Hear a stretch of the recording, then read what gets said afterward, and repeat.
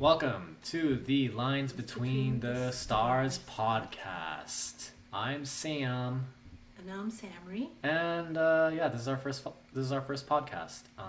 I bought an decently priced microphone, and we decided to play around with it, and that's why we are making a podcast. Yay. So let's start out. We are an AMBW couple, recently engaged. So let's tell them what AMBW stands for. 'Cause Okay. Some might not know.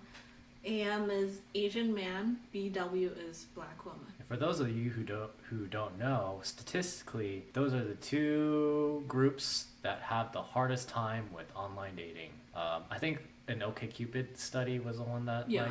did that shed light to that. Yeah. It was like, I think it was like black women would message, but they would get the least response. Mhm. I don't know about what it said about Asian men. Well, I think what happened there is, like any guys, for guys in the online dating world, when you send a message to someone you're interested in, you kind of have to go in with the expectation of not receiving a message back. So in this case, we would send a message and we would get no messages returned. Fun times. But we actually met through online dating. Yep. We struggled through the cesspit that is going through different dating apps, going through the dating process, and overall going through our own hardship struggles. But hey, we made it out. Yeah. I tried Bumble. I think that was the first app I tried. Or maybe the second one. The first one, OkCupid. Mm-hmm. Did you try that one? Yeah, OkCupid was the first one that I tried out. I also tried Tinder. Yeah, I lasted like a day or two on Tinder. It was pretty bad. Yeah, I actually kept up with Tinder because it's just low maintenance in terms of like what you needed to do. All you had to do is just swipe right or left. Yeah.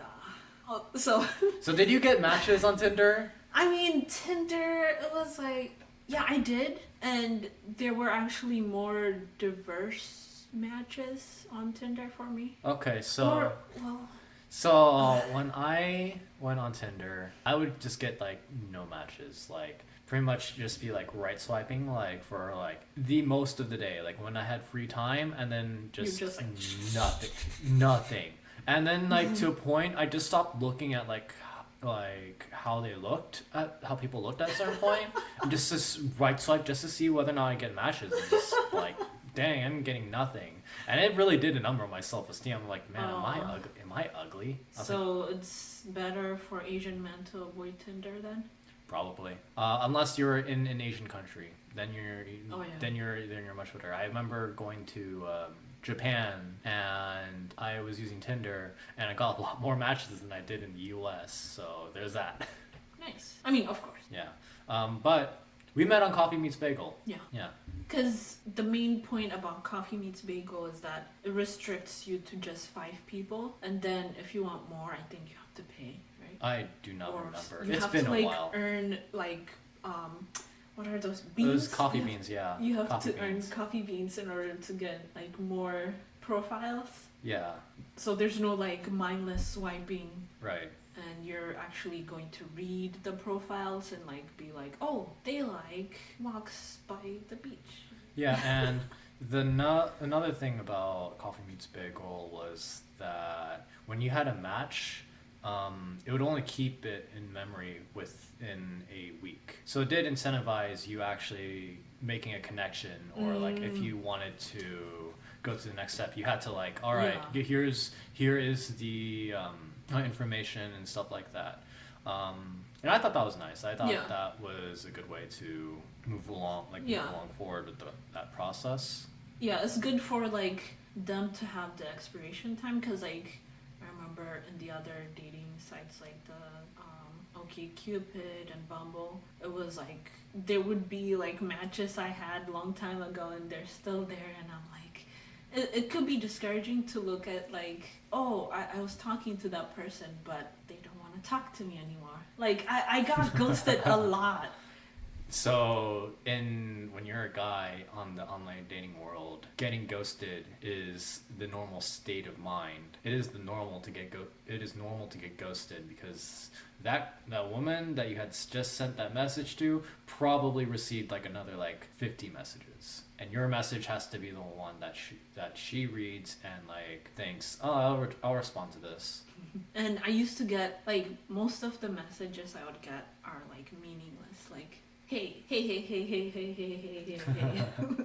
That does remind me because like when dating, I would have to just shotgun blast it, where just sending all the messages all at once and just hoping like one lands. And usually, what happens, it's nothing. Like you get nothing, and then you get in a state of like, should I even try and make a like decent message because I don't think they're going to read it. I think on top of like the messages like hey or like reading the profiles of the other person would be like taking decent photos Yeah, don't take a selfie. Selfies like will not get. in bathrooms. No. Yeah, no, don't do that. It just makes you like look like you. Have like a full upper body, at least like your upper body profile picture that's not like some weird high up angle that like Yeah, hides like yeah. most of your body. Yeah, it makes people question like, are they a real person or what are they hiding? Also have a online photo that is up to date. Though I really don't like how a lot of these dating websites force you to link it with your Facebook. Oh. I had a problem because I never kept my Facebook up to date, and I don't generally tend to use Facebook very often. Yeah. So it was weird because then I would flood my Facebook with a bunch of like pictures, and people would be asking me, "Hey, what's going on with your Facebook? Why are you like adding What's with things?" all these random Yeah, and photos? I'm like, yeah, because I need to update I need an up to date dating profile. Yeah. That's why. And there would so I would watch or like go through all these profiles of men, and like they would take pictures with random women, and I'm like, are they their sister? Are they the mother? Like, what's going on? Are they like the platonic friend or the ex? I don't know. Like, that are reminds you trying me. to date or what's going on? That I have the same exact like thing with like women who also do the same like with That's well. annoying. The same thing, or they're friends too, and then you don't even know which one you're actually messaging. Oh, really? Like if their first picture is the picture of like them in a group photo, you're just looking, wait, who am I sending this message to? Okay. Yeah. And then, especially for a white woman, and sometimes I'm just looking and I'm like, who am I messaging? Like put a highlighter around it or something. Yeah, or just like do a zoom in, or you can have group photos, but like the first one that you have, that's like the first picture should be by yourself. Yeah. That's our segment of criticizing every dating app that we've that we have tried. I messaged him first. Yeah, that's a thing. Also, yeah, girls, hey, message the guy first. I'm pretty sure that you'll get a response back if you send the first message. Yeah. Because especially if you find a guy that you think is especially hot and attractive, and you're like, hey, this guy has a lot of similar like interests as me, but hey, maybe that guy is super shy and doesn't really want to message me, or is just kind of like doesn't really know how to take that first step. You know what? Hey, it'd be cool if you take the first step, and it takes the pressure off the men, because I guess they have a lot of like healing to do every time they go out and ask women, for like proverbial number. Well, it's a lot of it also has to do just like whether or not you're an introvert or an extrovert as well. Stuff like dating profiles and like giving like the first, like sending the first message. That's definitely an extroverted thing, right? I mean, I don't think I'm an extrovert. Yeah. Am I an extrovert? No, not really. No. I mean, I missed first because I was like, okay, I went through his profile, and one of the pictures was basically the same place. Like he took a picture of like he took a trip to Japan. I took a trip to Japan as well, and we both got pictures taken in front of this like Was it a temple or something? Yeah, it was a temple. I think it was near Asakusa, and we both had like taken a picture. Like we probably even got like some random bystander to just like take the picture, and it was like we had the same tower in the background. We were Yeah. standing And I was on like, it from the "Wait, same what?" side. It was crazy. And then I was like, okay, that. And then I messaged you about like, oh, we have a similar photo. Yeah. And then we talked about Japan, and then it went on from there. Yeah, when I got that first message, I was like, "Oh shit! Oh man! Oh boy!" I freaked out. I freaked out because I was seeing Samri's photo for I was looking at Sammy's photo and was thinking about, do I send the message? No. She's probably getting like a bunch of message. I don't wanna. Oh, really? I don't wanna bother her. And then I think at the time I was also messaging someone else, and I'm the type of person to just kind of like focus on one person at a time. And then I got ghosted for about like 4 days or something of the matter, and so I was like in kind of a bummed out mood. So I don't think I would have actually sent a message in that case, in that state of mind. Yeah. And then I got sent a message, and I was like, that was like the biggest confidence booster that I had in my like dating lifetime. I was actually like reading this book for women about like how to trick men into falling in love with them. It's something about like these dating rules, like you shouldn't message first, never message first, and you always have to wait before you reply, like a day or two, like and then that's supposed to like make men wanna like pursue you more. I think that works for extroverted men. Oh, like they like the guys who are like who gain energy from the pursuit of someone else, or like who has energy when talking to someone else. But for someone who's like introverted, if you do stuff like that, they're just gonna be like, okay, I'm gonna leave you alone. You obviously don't want to talk to me. So there's that too. So for men who are confused about like what women are doing, it's because that's the advice they're getting from other women or books and shows. We're told not to message first, not to be proactive, and to just like wait on men to like message us and be proactive and like asking us out, blah blah. But I was like, I got tired of like those games I was playing. And then I was like, okay, let me try something different.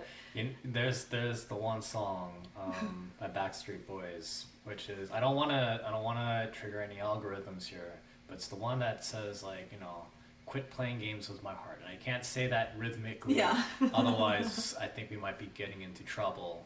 And on our first podcast, I don't want to start off our podcasting lifetime with the YouTube copyright strike. So yeah, blame YouTube for that. But yeah, it is a game that both genders play, or both, whatever. Like yeah, and I think part of the reason why we're together is we were really fed up with the whole game, and then like we didn't play that game with each other. Yeah. And we ended up together.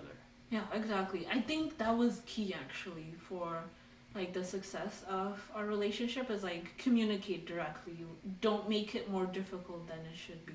Yeah. Because like just like in everyday life, like with any kind of relationship, with your parents, with your friends, coworkers, it's best to be direct instead of assuming or like letting others assume things about you, because you're not telling them exactly what you're talking about. Like it causes a lot of issues. So in general, just be direct. I think yeah, just talk. Like I know that in a lot of romantic comedies and a lot of romance shows, we wouldn't have a movie if they just sat down and talked. Exactly. Oh but those are not examples of the most healthy of relationships. Yeah. And usually those movies end right when they get together and not after they get together. So a lot of times, yeah, just talk things out and be adult about it. Don't play games. Yeah. Did we mention we're engaged?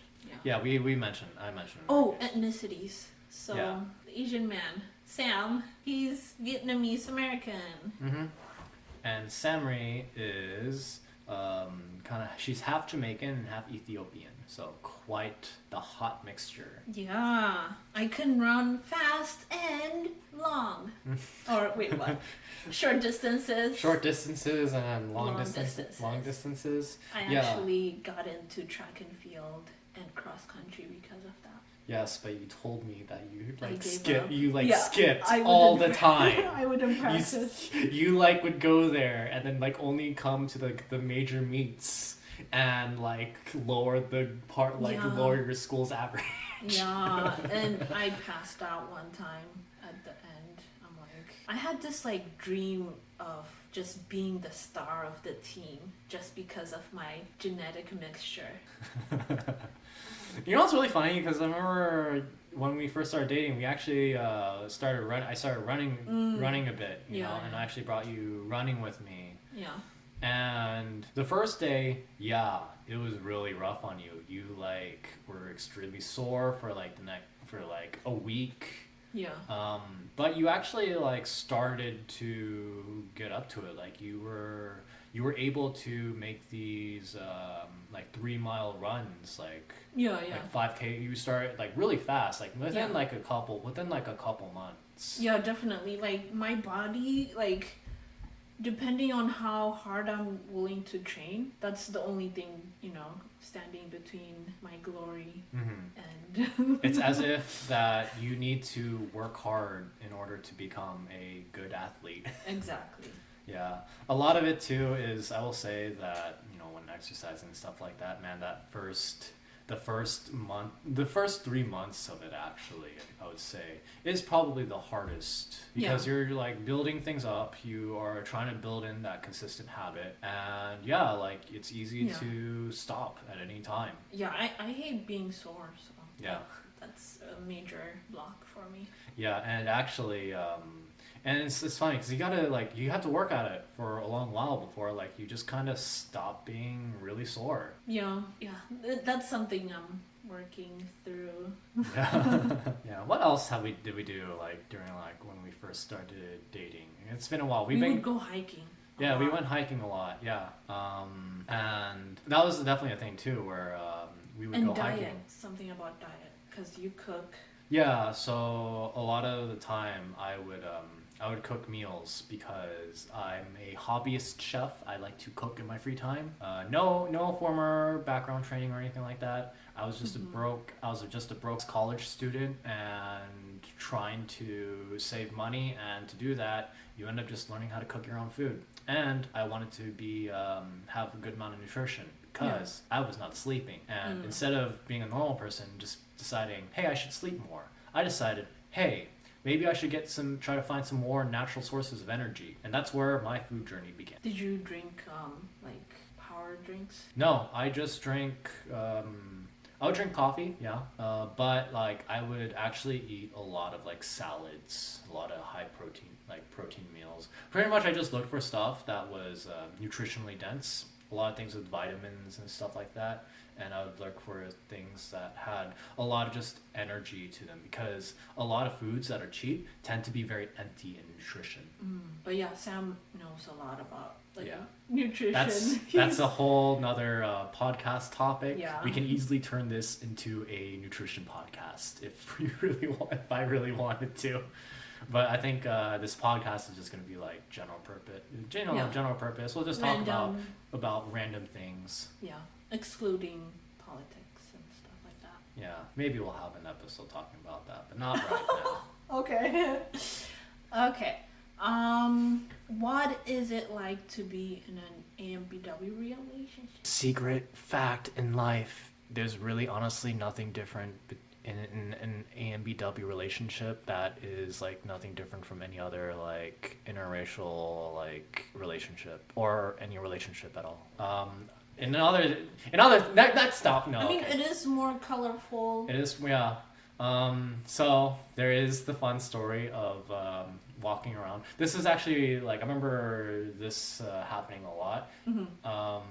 You were actually quite self-conscious about all the looks. All the ajumas and ajushis, especially the ajumas. Like all the middle-aged Asian women who would look at me and being like, They have Who is this man? Why has he dishonored his mom?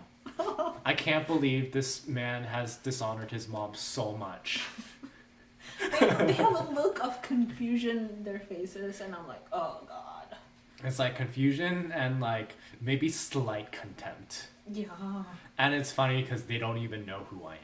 Oh, tell them the story of like when we went to that store. Oh yeah, okay. So I think we were at like a like healthy food store, and there was a cafe there. So I decided, you know what, I'm kind of tired of walking around, and Samuel wanted to look around. So I decided, hey, I'll just wait at the cafe for a bit.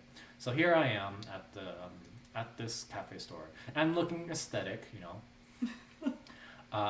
And this middle-aged Asian lady, I think she was Korean, and she comes to me and asks me what my ethnicity is, how old am I, what's my job, and like, am I Buddhist? And I was like, okay, and I humored her, and I just like answered all her questions, and then she just left, and it didn't dawn on me until I was thinking, hey, maybe she was like trying to find Yeah.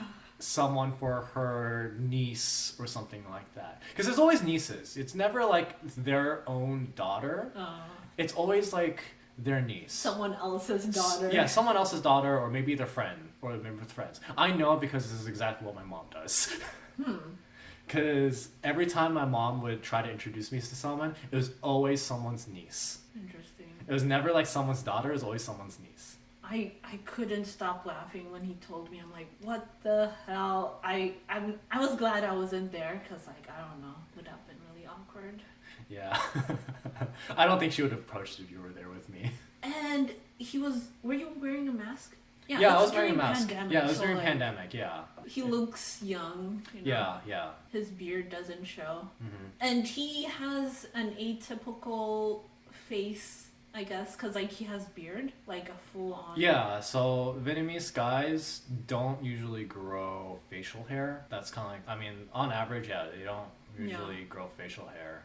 And I'm also very tall. I am stand at like, you know, like 5'11", almost 6 foot. Yeah. And yeah, it's just kind of like, She must have seen you and be like, okay, he has good genes. Let me, you know. I actually look very half. Or like even Japanese in that case, where like no one generally tends to think I'm Vietnamese on first topic. If we do a facial reveal in the future, hey, you'll all find out. Yeah. I mean, even if you see him like through video, you wouldn't know. Yeah. He looks half the. Yeah. And let's see. But for me, I look black. Yeah, you're black. I just look so black. you're black. You're I mean, black. like, it depends on who's looking at me, because like if you're not black, then I'm just a black woman. But if you're Abasha, which means, you know, like East African people, that they call themselves Abasha, which the word comes from the Arabic word called like Abash, which means mixed. I guess when in the past maybe there was a lot of mixing between blacks and Arabs, and then Abashas came. Anyways, so if Abashas look at me, they're like, what's going on here? She does have something different about her, but she does kind of look Abasha. But then they wouldn't actually believe it until I like start speaking Amharic, which is this, it's a formal language from Ethiopia. Or if I'm with my mom and my mom looks nothing like me, she has like really light skin and loose curly hair. So she looks Abasha to people, but I don't. And then when Jamaicans look at me, they're like, oh, she looks Abasha. And I'm like, no one wants to claim me. Yeah. You know? I mean, I had the same problem just because, I mean, like, I'm full, but, like, you know, like, my family, we don't look very Vietnamese. Like, we're like, both my parents look very tall.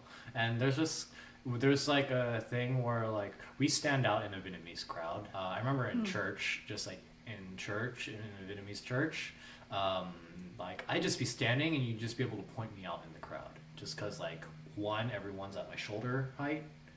And then like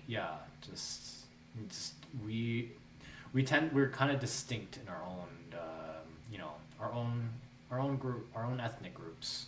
I think that might also be the reason why we understand each other, is because like we've experienced these things where like we don't exactly fit, you know, square into a square shaped peg kind of Yeah. situation. And we both have like friends who are not from our own race or ethnicity. I hung out with a lot of white people growing up. So let's go into. We tend to just watch shows a lot together. Especially now. Yeah, especially now during the pandemic. There's no. And I kissed him first. Fun fact. yeah. During our first date. Mhm. So I arranged, who arranged it? I mean, I drove you back home. You and, picked me up too. Yeah, I picked you up too. We had a date at the beach. It was nice. He had a nice top. I remember that. Yeah. And then his shoes were untied. And then I was like, okay, you need to tie that. Yeah, I got it. I have a problem with my shoes just kind of always coming undone. I don't actually untie my shoes or anything like that. They just flop out undone, no matter what I do. But we go and we have our date at the beach. It was a fun date. We talked a lot. We didn't have a set time, but like it definitely. You had D&D. Yeah, I like had something planned later that day, and like I had given myself a lot of time. Like I was like, all right, I'm not gonna be late unless like this date goes on for like 5 hours or something like that. And I was thinking, oh yeah, like, you know, first date, maybe like, you know, 3 hours, we go out for lunch, you know, maybe something short. And then like our date ended up going for like 5 hours, and I'm like, okay, I'm actually very late for my D&D group. And I like messaged all my friends like, okay, look, I'm gonna be late. A lot of them actually suspected that I would not return that day. Oh, really? Yeah. We had a date, and I drove you back, and then I think you like moved forward, and I think in my mind I was like, I think I should kiss her at this moment. So fortunately, it was that gut instinct was completely correct. I did not get slapped. I did not misunderstand. Let's see. But yeah, speaking of the media we also watched. I think like the first thing we ended up watching together, like our first TV show, was Terrace House. I remember hearing about Terrace House. I was kind of interested in it, and I had watched maybe like the first episode, but kind of just got bored. And I'm the type of person who like enjoys things more when I'm watching them with people. And that's actually how I get into shows, is if I watch them with people. If I don't watch them with people, it's usually hard for me to get into a show. Yeah, because I don't think I used to watch stuff by myself. I don't know. Yeah. But yeah, Terrace House was fun. Not fun anymore for if you guys don't know, the Kana Himura, who is on the recent show. Trigger warning. Yeah, trigger warning for people there who are sensitive to suicide. Kana Himura, who was a Japanese pro wrestler, and also she starred in the latest season of Terrace House. She committed suicide because of a lot of cyberbullying. Yeah. Cyberbullying. Yeah. I felt like it might be because like she had a tan skin tone. Yeah. And she's half.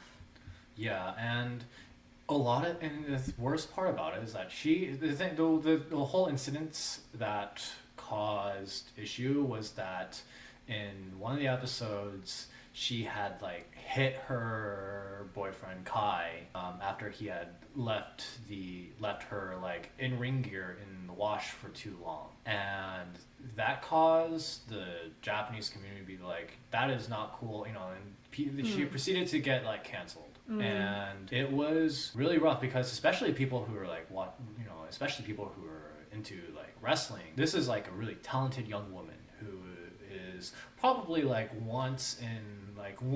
she stands out. Like she was like essentially a really gifted up and coming young woman who was like she was really well beloved in the wrestling community. And it was really weird because when you'd see Terrace House, like it's like seeing a completely different person. Interesting. So, and Did it happen in the background or like? Well, here's the thing: is that we actually find out later on. We actually find out like recently is that that whole thing of her hitting her boyfriend was like completely staged. Oh, so it was shown on TV. It was shown on TV, and it was and it was fake. It wasn't even. She didn't actually really hit him. Oh, dang. It was, and this is the thing that the reason why, like, like the recent stuff at Terrace House isn't as good as like the older stuff at Terrace House, because the whole thing that they do is they say is like, oh, there's no script, it's not scripted, and that had a different vibe from most other reality TV shows that people are, at least in the US, are used to, where like everything was like over, like everything's exaggerated, there's sex all the time, stuff like that. And Terrace House, at least with the first season we saw on Netflix, it was like, man, these people are just kind of like living their lives, they're just like focused on their career, they're like hella focused on their careers. Like that was the thing that I'm like, oh shit, like usually in like American reality TV shows, the only time that's their like occupations are mentioned is during like the first episode, where it's like underneath their name, like it's just underneath their name, and it never comes up ever again. I guess in the West, jobs are just like, they're not like like you're not defined by your job, you can always switch a job. But in Terrace House, like it was kind of like their major identity, and and then also like going through the show, like the first season, like you saw people, you had a much more diverse set of like people, because I think later on, like everyone's a model or an aspiring actor, That's true. And so good looking. Everyone's good looking on the show. Like they're not gonna get someone who's not good looking on the show. But it just felt like a nice comfy show, and like we watched it together because it was a nice comfy time. And I loved the commentary. The comedians. I think that's like something that's really common in Japanese media, where you have like just like the commentary crew who are just actual, who just like they don't give a play-by-play, but they are definitely there to like react to a show. They're like kind of like the audience surrogate, and they provide funny like reactions. That was fun. It's like it's like having a show and then having like a YouTube reaction channel going on at the same time. And in my mind, while I'm doing this, I'm just thinking, okay, how am I going to get Samurai to watch anime with me? That's the end game goal here. He's like, oh, let's watch anime. Do you like anime? And I think I didn't even start with anime after that. I think the next thing I ended up showing her was Thunderbolt Fantasy. And for people who don't know what Thunderbolt Fantasy, it is a Pili puppet show, Taiwanese puppet show that was produced by a Japanese company. And we watched it, and it's like nothing you've ever seen before, because it's definitely not a mainstream interest in a lot of people, and even like within niche communities, like even people who watch anime, it doesn't exactly overlap with a lot of anime interests, because it's all like puppetry. I mean, it took me a while to get into it, but once I got into it, I was like, oh my gosh, what's gonna happen? And like they have like a lot of like really good voice actors. The musical score is really cool. Like all the action is really snappy and cool, and you're just watching it like, oh, this is really neat. I love the poetry. Like it wasn't, obviously it's not in English. It's like it's just subtitled, but like the poetry, like there's a rhyme to like it. Every time a new character's introduced, they like tell like a small poem about them that like is like their essence and such like that. And you're like, oh, I wish I had my own thing that would show up every time I'm introduced to people.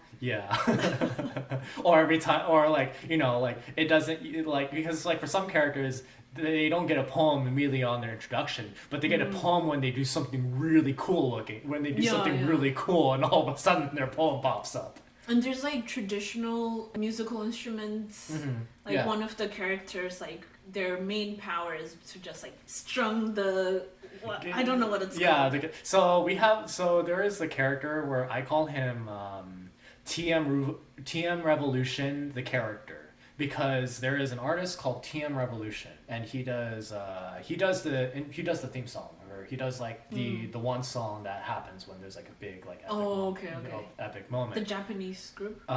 He's a single guy. He's a single person. TM Revolution is a single artist, and then they made a design for him that was like, okay, this is what TM Revolution would be like if he was in Thunderbolt Fantasy, you know? Oh, okay. And Urobushi, the writer, was like, hey, that's a cool design. I'm like, let's just use it and then make a character for him. And it's really funny because sometimes he'll like actually sing the theme song in the show, and it's like, oh shit. Yeah. And you know, it's very much it's really interesting because it's very much based off of Chinese like storytelling. Because you know, like there's a lot of like fighting, a lot of like, you know, like characters who are like have very honorable and stuff like that, but it's written by someone who's Japanese, so you have that sort of thing. So I would say, like, I'd like to describe the main character, Shangbu Han. He is very much and excuse me if I like mispronounced everything, all their names, or even forget their names. Yeah. But Shangbu Han is the main character, my favorite character. He's like a Japanese Ronin character if he was put into a Chinese wuxia story. Which wuxia is kind of like I think it's like Chinese like super Chinese fantasy, right? And so he is kind of like humble, and he kind of like hides his power, and which is a lot different from a lot of like Chinese like fantasy stories that I've read, where like, you know, the only time the character goes and like hides his power is just to do the major reveal that it's like, oh, I'm actually super powerful in like the next scene, in the very next scene. But Shangbu Han is kind of like, he's kind of like the guy who he doesn't seem to care about everything that's going in the story. Yeah. But he's like, he has a good heart. He's very mission driven. Yeah, and he is very relaxed. He's very relaxed, and he doesn't want to stand out. That is his chill thing. He does not want to stand out. Yeah. And we won't go into super major details, but yeah, he spends the story. He doesn't want to stand out. He's like, shit, everyone's making me do stuff. I do not want to stand out. Because like others would want to take his power away, right? Is that why he doesn't want to stand out? Something like that. Yeah, something similar like that. My favorite character, I don't remember his name. Like the guy who's like, he has white hair. Oh, he's very dressy. He's very deceptive. Like, yeah. What is so it? I do not. So he's the thief character. We'll call him the thief character because I can't really remember his name. He has a lot of names too. So like I might say the wrong name, and then people would be like, "That's a spoiler." So. But yeah, I love him because he's always like tricking people. Like even if he's stuck in this like situation where you're like, "Oh, I wonder how he's going to get out of it," you know. And he's always like, oh, okay, so don't kill me. You're gonna gain something from not killing me. Yeah. even though everyone wants to kill him. Yeah, even though everyone's like, man, you are a scumbag. And he's like, yeah, I know, but hey, hear me out. And he's like, and remember, you're a scumbag too. Exactly. He's always pointing out, okay, this is why you're also not a good person. Yeah, it's Thunderbolt. We highly suggest Thunderbolt Fantasy.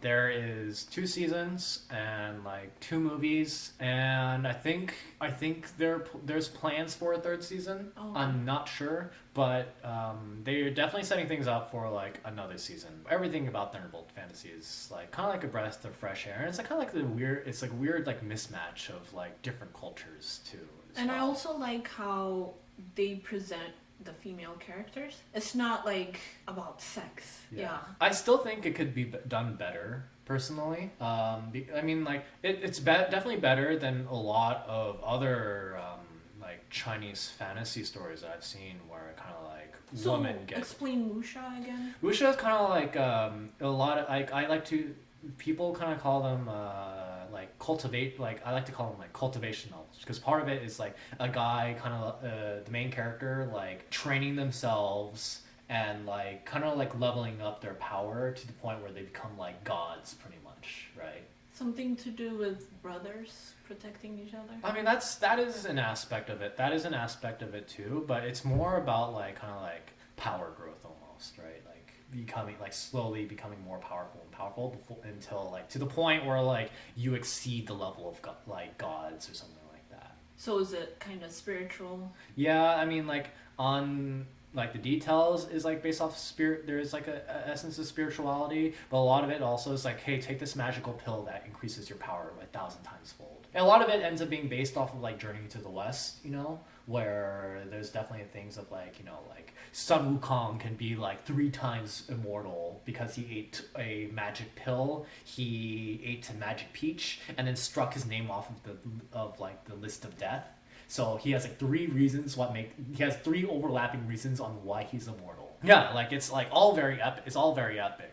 But in a lot of these things I notice where it's like the women just end up not being as strong, or they're there to exist to be like saved by the guy, or like, you know, or get married and then never appear in the story ever again. So they would be like warrior princesses, but then they get married and they disappear? Yeah, pretty much. Yeah, like and Thunderbolt Fantasy does have like, I feel like Thunderbolt Fantasy does treat their female characters well, but it could be better. That's true, yeah. I mean, I kind of like the sword that you know, Oh yeah, okay. the woman who's like, okay. There is a character who is a sword, and she seduces her wielders, and then she essentially kind of treats her wielders as like boy toys, pretty much. I mean, she does seduce women as well. Yeah, she does seduce women as well. So that is an interesting thing that I've never seen before in other like Western shows with like fairy tales and stuff. It's always like, if it's a female spirit, I mean, there are no spirits, but anyways, they're either sexy or Yeah. like they're just like straight on, just like sexy and human it's looking very sexy, or like heterosexual. very, yeah. Instead of like, oh, I don't care who, like, the gender, she just like, as long as you're human and if you like look upon the sword, then you open death, or like something Yeah. about blood and like, Yeah, let me consume all this blood. yeah.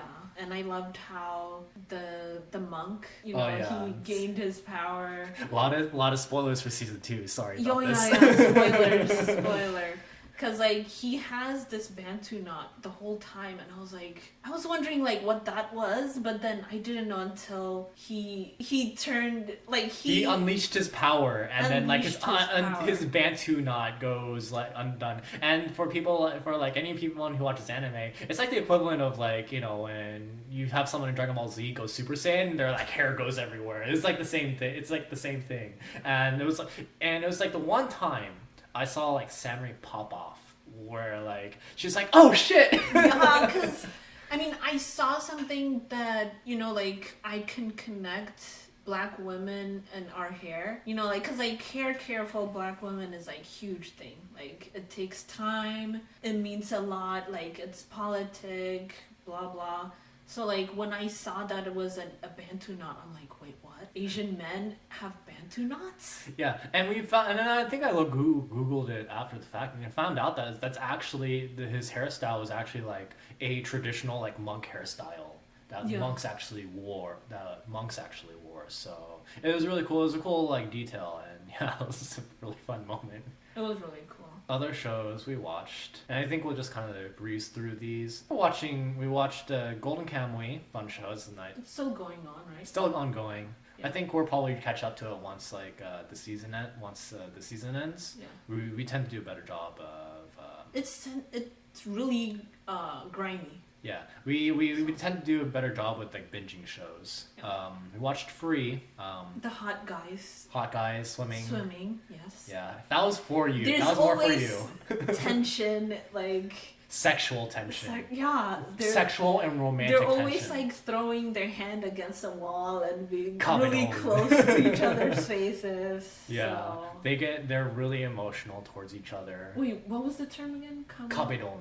Kabedon. It's like I think that translates to like wall slam, like, you know, like Oh. It's this whole thing you would see in like a romantic show where like the guy does that to a girl, Yeah. but just guy on guy action. Yeah. Gratuitous because anime is full of gratuitous fan service, and I figured, hey, why not I just show Samurai a show that had gratuitous fan service, but for women, because women can also have gratuitous fan service. Yeah, all for that. I think there's another show that I think I have that I could show you that also it's not gratuitous fan service, but it is very fan servicey towards women, and it's called Yuri on Ice, and it's about like a hot guy. It's about like skaters, and like the whole thing is about the two guys are gay. Like it's a gay couple. It's a gay romance story. Oh, interesting. Let's see. Then we watched Legend of the Galactic Heroes, another show That with was cool. another show with a lot of like male sexual tension. Yeah, that's true. Yeah, it Lot- was interesting. Yeah, it's the Legend of the Galactic Heroes is based off of a book and written in the 80s. Don't know the author's name on the top of my head. Is it from Asia? Yeah, it's from Japan. I feel like it's like an Asian Star Trek. Yeah, I'll describe it as an Asian Star Trek. It's actually the show that made me think, oh, I think Samurai would be into Star Trek. But yeah, it was, it's like a lot of it has to do with politics, a lot of it has to do with like war. I would say that the level of death that happens in this show, like, outscales any other show that I've ever seen. You just see like explosions and you're like, wait, what? You like imagine if you were watching a Star Trek show and you have that face off where you have a fleet of ships on one side, you have another fleet on the other side, and then they're just having a standoff. But in Star Trek, when they're like, you know what, we're not going to actually do this war. We're going to give our animation team a break. In Legend of the Galactic Heroes, they're like, we kill each other, and then they just go all out.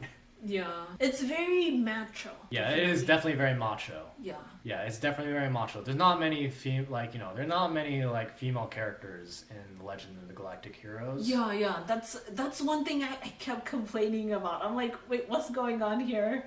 Like, it's all about like the egos of men and like, oh, how many men can we like gather up and just like sacrifice? There are women soldiers, but it's kind of like I think it is a piece of its time, because I feel 80s? like it is Okay. it is based off a story that is written in the 80s, and unfortunately that is kind of like the time period, like. Do you know if in the 80s, at least in the US, did they have women soldiers? I think so. I mean, there are women soldiers in Legend of the Galactic Heroes. It's just But like it was just it's few very of them? or like they would normally take like backline support roles. Like they'd work at like hospitals or something. Yeah. Or, like, I mean, definitely all throughout time. but they wouldn't be like on the battleship, or they wouldn't. Yeah. They're not going to be like piloting a ship or anything like that. We also watched Run with the Wind, another sports. Yeah, another that was sports really show. nice. It was chill. It actually was this show that helped Samurai get motivated to run a bit more. Yeah, that's true. Yeah. Yeah. I was like, if that guy with the pink hair. Yeah, can... it's the otaku character who doesn't run often can run His like this face. like half marathon, then you can too. I printed a drawing of him running with like the contorted face and put it like in my workstation to motivate me. Love is War during our first time. Like Love is War. That's a really cute show. That's a very cute show. It's going now. The manga is in its It's kind of still like going? it's still going. Really? Or at least like I think season 2 is finished, but the manga, the comic, it's running its kind of like its last arc. So it's actually kind of coming close to the end in the manga. So I'm excited for that. And then there is a live show, but it's from what I've heard is that it suffers from it being a delivery to promote very attractive models, and So they don't actually have skills in acting? Yeah, there are 2 good actors on the show, which is Kaguya and the president. Oh, okay. So they're at least have good actors, but everyone else in the show is a very subpar actor, from what I've heard. Oh, and they're just models? A lot of them are just like models and attractive people. That's such a weird thing. And it's kind of weird because like usually like for anime watchers, whenever we hear like a live action version of an anime that we love and dearly, we usually kind of react with very like tepid and like unenthused reactions. Because for the most part, anime live action versions tend to be bad. Because people lack acting skills. I or mean, what it, part like, of it's like anime is very stylized, Mhm. and real life doesn't exude as much style. Oh, okay. You know, There's no like overreactions. You like know, lines. like with, imagine like some of the reactions you'd see in anime, and you see someone doing that in real life. You just kind of get that cringe factor. You're like, that doesn't. Yeah, work that out. it would just look like they're weird people or something. Yeah, you know, you're like that's not how a human would react. But then like in anime, Yeah. you kind of just like, oh yeah, it's funny. Yeah. Yeah. You know, can do a lot. you can do a lot, Yeah. and this is part of just like art, being able to do things in like artwork. We also watched a couple other shows. Before dating Samurai, I never watched real people like shows with real people, and then now I actually watch. Now I watch real people TV. I stopped watching my Japanese. I watch less Japanese cartoons. That's true. He watches less anime. Like, do you still watch? Oh, I still watch anime. Oh, okay. I So you still watch watch it anime. while I'm not here. Yeah, pretty Yeah. much.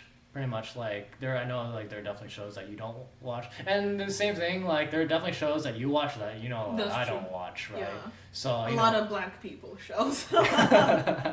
to go through some of the other shows we watched. We watched. Let's see. Speaking of black people shows, Let's see. We watched Insecure, which was made by Issa Issa Rae. Rae. I thought that was okay. It kind of goes to the point where it's like I thought people should just talk, you know, yeah. but they don't. I mean, like, so I really like Issa Rae because Mm-hmm. she is an awkward black woman. Mm-hmm. And she embraces that. And the archetype, so there's different archetypes of black women shown in media. There's the Sapphire, who is the sexy, like, never satiated black woman. Mm-hmm. There's the Mammy, who's the big older black woman that, like, who works in white people's homes feeding white kids. But then she doesn't have any like sex appeal. Mm-hmm. That way the men don't sleep with them or something. Like Oh, yeah. it's a Yeah. whole thing. And then there's another one, Mammy, Sapphire, Jezebel. Like, and then there's the whole like era of black exploitation. Yeah, blaxploitation films where like a lot of the like black women, like the archetype was like the Jezebel and Sapphire. Mm-hmm. Like the sex. So what Issa Rae did was she was able to introduce a new archetype of like the awkward black woman, where like she's into anime, she's into like nerdy stuff, and that has never been shown before. I didn't get that when I was watching the show. I didn't get the fact that she was like very nerdy. Oh, I mean, she in real life is nerdy. I mean, in real life she's nerdy, but she started on YouTube. I saw how she grew from like YouTube to like HBO level. Okay, all right. Where she has her own show, but on YouTube she had a show called Awkward Black Girl, and then she showed how at work she's awkward and she would get in trouble. She dated a black man, but then he didn't like her natural hair, so she shaved it off or whatever, something like. Yeah. And then she started dating a white man, and then the drama with dating like white men, blah blah. But anyways, I really loved it, and then I love everything she does. And then we also watched Kim's Convenience Store, which was like, I like to call it the Asian sitcom show. And I know I never actually watched. There was one in the 90s, I think, about like a Chinese family, like a Chinese immigrant family. Fresh Off the Boat. Yeah, Fresh Off the Boat. Yeah, it's a modern one. Okay, yeah. I never actually watched Fresh Off the Boat. But it's set in the 90s. Yeah, I never watched Fresh Off the Boat. But I started watching Kim's Convenience Store, and I was like, man, Kim's Convenience is way better than Fresh Yeah. Off, because I watched a few episodes of that. Yeah, Kim's Convenience Store just seemed more like closer to like my situation, where I'm like the second generation of like Asians are here, where like my parents came here from Vietnam and like made a living, and I'm riding coattails off of that. But yeah, like so it felt very like personal. It felt very close to me. Yeah. And it was actually something that I was like, oh, this is what white people deal with, where they get to relate to the characters that they see on the television. Yeah. You know? Interesting. Like, Asians don't get that very much. At least, I mean, like, black media, there's, like, the whole subsection of, like, black media, right? But for Asian media, like, specifically for Asian Americans, because, like, there's definitely, like, Asian media in Asia and Korea and stuff like that. But there's no, like, Asian American media, aside from, like, a few things. Like, Crazy Rich Asians was really great. And then also, like, you know, Kim's Convenience Store is great because, like, it's like, oh, yeah, this is exactly the sort of, like, dysfunctional thing that happens in Asian families. Yeah, yeah. You know, and and you know, it felt like I was like, oh, I have this connection, and I realized like, oh, yay, white people get this connection all the time when they watch just a normal ass movie, like when they watch a normal ass show. It's like, oh, that guy kind of looks like me. You know, oh, that guy kind of looks like me, and he's getting it on with that hot girl. Yeah, that's you know, and then oh yeah, and Asian guys in media, man, we like barely get that. Yeah, I mean, they in Kim's Convenience, it's a Canadian show. I think that's also why they were able to be successful. I'm not sure if it would be successful if it was American Hollywood media. Like, Hollywood is against, like, Asian men being portrayed as masculine, I believe. Like, there's a whole, like, agenda, I feel like. It is a thing, I believe. Yeah. I don't know. Because, I mean, they might be saying, oh, it might be because there are no actors, you know? I mean, there aren't any, like, a lot of the times, really? yeah, there aren't any actors. I think there's a YouTube video I watched, I think it's Accented Cinema, and he's like this, kind of like this Asian, I think he's Chinese, but this Chinese guy that kind of like, who has like, he has a film degree, he kind of like does like video analysis on like different like Asian, on like different media and stuff like that. He has a good video on that. Interesting.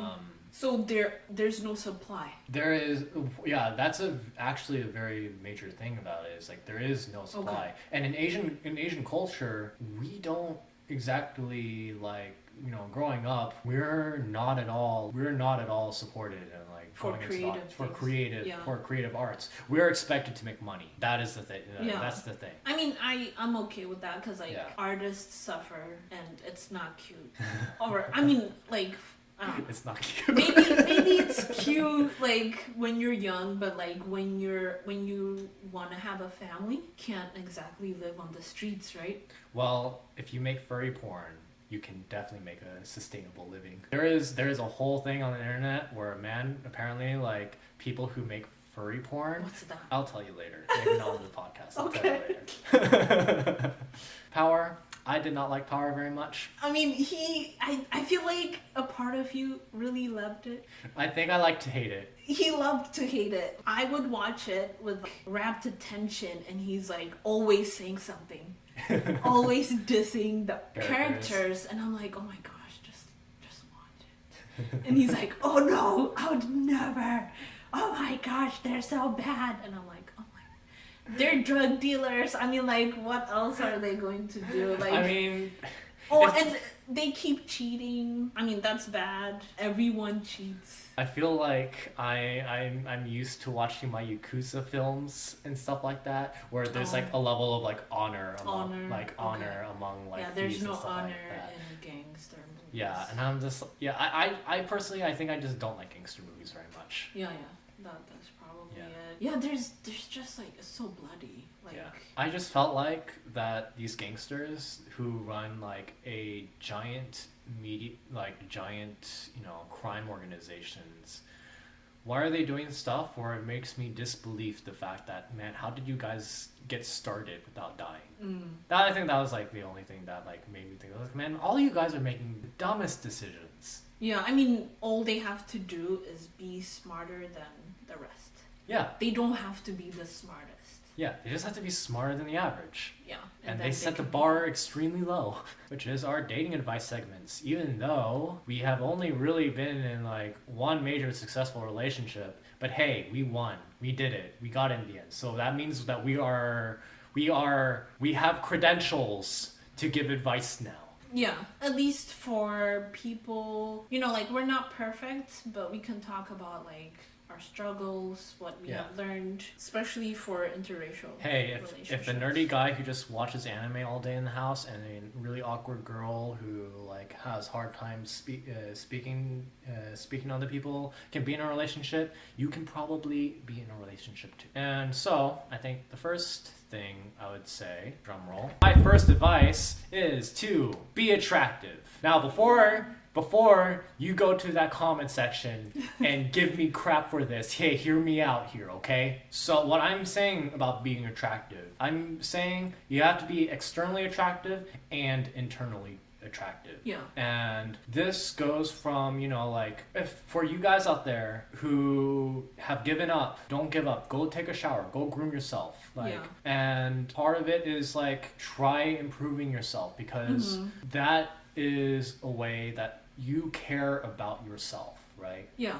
And yeah. that shows because when you Yeah. show that you care about yourself, Yeah. you have the capability to care for another person. Yeah. Now that's not always the case. There's definitely people who are way into themselves, like complete narcissists. Yeah, it is a thing. But you have to at least be good to yourself, because like when you take care of your body, when you take care of your mind, your spirit, it shows that you're able to also take care of someone, because like in a relationship you have to be mindful of the other person, your partner. Don't expect your partner to do everything for you. Yeah. Part of being in a relationship is that you help each other. But it doesn't mean that you leech off of someone. You're not a parasite. You live in symbiosis, not a parasitic relationship. Yeah, because it'll lead to resentment if just one person is giving and the other is just receiving. So we're not only talking about finances, like, when you go out to eat. It's about like emotional support, like support each other in your different ventures, because I'm always doing stuff like going to school or like thinking of starting new businesses. Yeah.